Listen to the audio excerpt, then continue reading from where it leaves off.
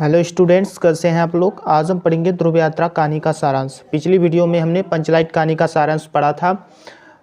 अब हम पढ़ेंगे ध्रुव यात्रा कहानी का सारांश। किस प्रकार से लिखेंगे, हमने पंचलाइट कहानी में भी आपको बताया था लिखने का सही तरीका क्या है और किस प्रकार से लिखेंगे ताकि आपको एग्ज़ाम में पूरे नंबर मिल सकें। और इस जो ध्रुव यात्रा कहानी का सारांश है वो भी हम आपको बताएंगे सही तरीका लिखने का क्या है। सबसे पहले आप लिखेंगे लेखक कौन है, तो लेखक हैं जैनेंद्र कुमार जी। ध्रुव यात्रा कहानी के लेखक हैं जैनेंद्र कुमार।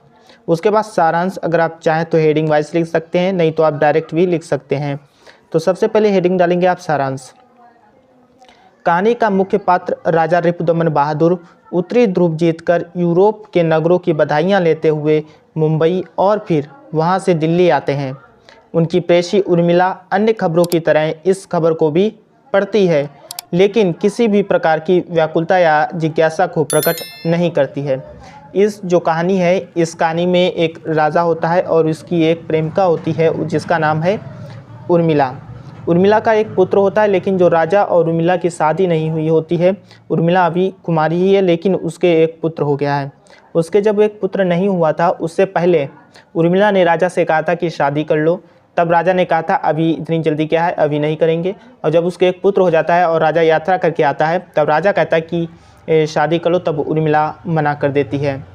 ठीक है, यही कहानी है पूरी। और इसी कहानी को बाद में राजा आत्महत्या कर लेता है। इसी कहानी को हम देखेंगे किस प्रकार से एग्ज़ाम में लिखना है। तो जब राजा रिपुदमन उत्तरी ध्रुव को जीतकर यूरोप के नगरों की बधाइयाँ लेते हुए मुंबई और फिर वहाँ से दिल्ली आते हैं, तब उनकी प्रेसी उर्मिला अन्य खबरों की तरह ही इस खबर को भी पढ़ती है, लेकिन किसी भी प्रकार की व्याकुलता या जिज्ञासा को प्रकट नहीं करती है। राजा रिपुदमन जब उत्तरी ध्रुव को जीतकर आ रहे थे, तो उर्मिला इस खबर को अन्य खबरों की तरह जैसे न्यूज़पेपर वगैरह में इस खबर को पढ़ती है कि राजा उत्तरी ध्रुव जीतकर अब आ रहे हैं। उसके बाद आप हेडिंग डालेंगे राजा रिपुदमन और उर्मिला के बीच प्रेम संबंध। राजा रिपुदमन एवं उर्मिला के बीच काफ़ी पहले से प्रेम संबंध है, लेकिन उन दोनों ने परस्पर विवाह नहीं किया है। रिपुदमन विवाह को बंधन मानते हैं, किंतु प्रेम को सत्य मानते हैं।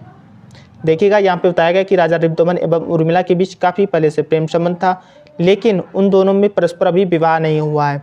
राजा रिपुदमन कहते हैं कि विवाह एक बंधन है और प्रेम को सत्य बताते हैं। उसके बाद देखिएगा, हेडिंग डालेंगे आप राजा रिपुदमन की उर्मिला से मुलाकात। रिपुदमन ने उर्मिला से विवाह नहीं किया है, किंतु उनकी एक संतान है। उर्मिला की विवाह नहीं हुआ है, फिर भी उनकी एक संतान है। उर्मिला जब राजा से मिलने आई तो साथ में अपने बच्चे को भी लाई। उर्मिला राजा से कहती है कि तुम मेरी और मेरे बच्चे की जिम्मेदारी से मुक्त हो। मतलब उर्मिला राजा से कहती है कि तुम्हें अब मेरी और मेरे बच्चे की देखभाल करने की ज़रूरत नहीं है, तुम स्वतंत्र हो, तुम कहीं भी जाओ, हम लोगों को कोई फ़र्क नहीं पड़ता है। ठीक है, अब उर्मिला कहती कि अब तुम अपने लक्ष्य को प्राप्त करने के लिए जा सकते हो। उर्मिला सिद्धि की प्राप्ति के लिए राजा को दक्षिणी ध्रुव जाने की सलाह देती है। उसके बाद आप हेडिंग डालेंगे उर्मिला के पिता द्वारा विवाह के लिए दबाव डालना। राजा रिपुदमन आचार्य कौन है? उर्मिला के पिता। राजा रिपुदमन आचार्य को बताते हैं कि उर्मिला पहले विवाह के लिए तैयार थी, किंतु मैं नहीं तैयार था। गर्भधारण के बाद से वह विवाह के लिए तैयार नहीं है। मतलब राजा रिपुदमन कहते हैं पहले मैं तैयार था, पहले वह तैयार थी तब मैं नहीं, अब मैं हूँ तब वह तैयार नहीं है। और मुझे ध्रुव यात्रा पर जाने के लिए कहा और कहा कि यात्रा की कहीं समाप्ति नहीं होती है, सिद्धि तक जाओ जो कि मृत्यु के पार है। ऐसा राजा रिपुदमन उर्मिला के पिता आचार्य से कहते हैं। आचार्य उर्मिला से शादी के लिए कहते हैं, किंतु उर्मिला नहीं मानती है। आचार्य उर्मिला को समझाते हैं कि शादी कर लो, लेकिन उर्मिला कहती है मैं शादी नहीं करूँगी। उसके बाद आप लिखेंगे उर्मिला के दृढ़ संकल्प के समक्ष रिपुदमन का झुकना। राजा रिपुदमन को यह विश्वास हो गया कि उर्मिला किसी भी प्रकार अपने निश्चय से हटने वाली नहीं है, तो वे पूछते हैं कि उन्हें कब जाना है। तो उर्मिला कहती है कि जब हवाई जहाज़ मिल जाए। राजा उसी समय सटलैंड के लिए पूरा जहाज़ बुक कर देता है।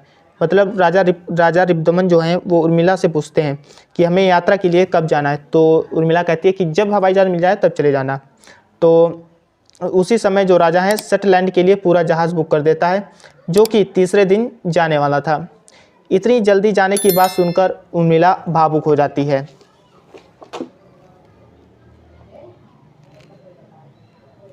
उसके बाद आप हेडिंग डालेंगे राजा रिपुदमन द्वारा आत्महत्या करना। तीसरा दिन जो कि जाने का था, राजा जाने वाला था यात्रा के लिए। उर्मिला ने अखबार में पढ़ा कि राजा रिपुदमन सवेरे खून में भरे पाए गए, गोली का कनपटी के आर पार निशान है। राजा से संबंधित सभी सूचनाएं उर्मिला पढ़ लेती है। ये सभी सूचना जो थी अखबार में छप गई थी और उर्मिला इन सभी खबरों को पढ़ती है कि राजा ने आत्महत्या कर ली है। उसके बाद राजा द्वारा आत्महत्या से पहले लिखा गया पत्र। राजा आदमी आत्महत्या करता है तो उससे पहले एक पत्र लिख कर जाता है। उस पत्र में क्या लिखता है वो देखिएगा। राजा ने अपने पत्र में लिखा, दक्षिणी ध्रुव जाने में उन्हें कोई दिलचस्पी नहीं थी, फिर भी वे जाना चाहते थे क्योंकि इस बार उन्हें वापस लौटना नहीं था। लोगों ने इसे मेरा पराक्रम समझा, लेकिन यह छलावा है। मैं अपने होश आवास में अपना जीवन समाप्त करके किसी की परिपूर्णता में काम आ रहा हूँ। भगवान मेरे प्रिय के लिए मेरी आत्मा की रक्षा करें। इस प्रकार राजा रिपुदमन लिखते हैं। तो इस प्रकार से आप लिखेंगे पूरा जो है ध्रुव यात्रा कहानी का सारांश। आप चाहें तो स्क्रीनशॉट ले लीजिएगा, नहीं तो आपको इसकी PDF टेलीग्राम चैनल पर मिल जाएगी, आप वहां ज्वाइन हो जाएगा। अगर आप चैनल पर नए हैं तो चैनल को सब्सक्राइब कर लीजिएगा। मिलता है नेक्स्ट वीडियो में नए टॉपिक के साथ। तब तक के लिए जय हिंद, जय भारत।